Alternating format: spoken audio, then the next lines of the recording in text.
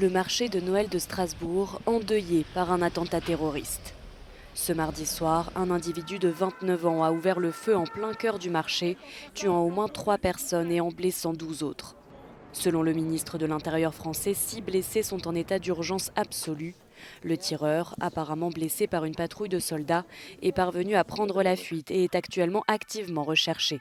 Nous avons joint l'eurodéputé italien Marco Affronte qui se trouvait sur place hier soir. J'étais en train de me balader dans le marché de Noël, j'ai entendu des tirs, 6 ou 7 tirs.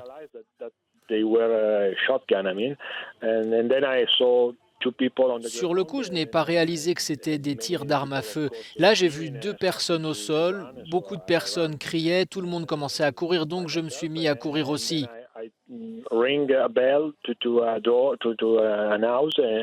J'ai sonné chez quelqu'un pour trouver refuge en attendant que le calme revienne.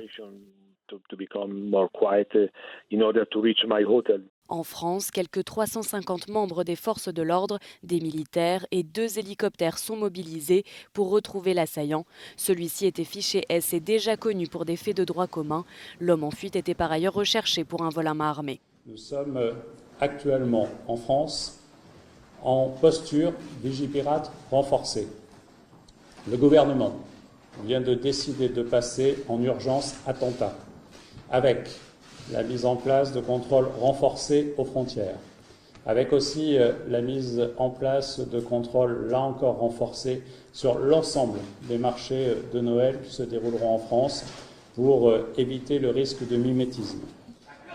Selon une source proche du dossier cité par l'AFP, le tireur devait être interpellé mardi matin par les gendarmes, mais était absent de son domicile.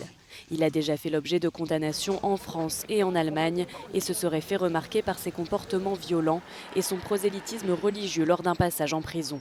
Le site du marché de Noël de Strasbourg faisait pourtant l'objet d'une surveillance étroite, notamment depuis un projet d'attentat en décembre 2000.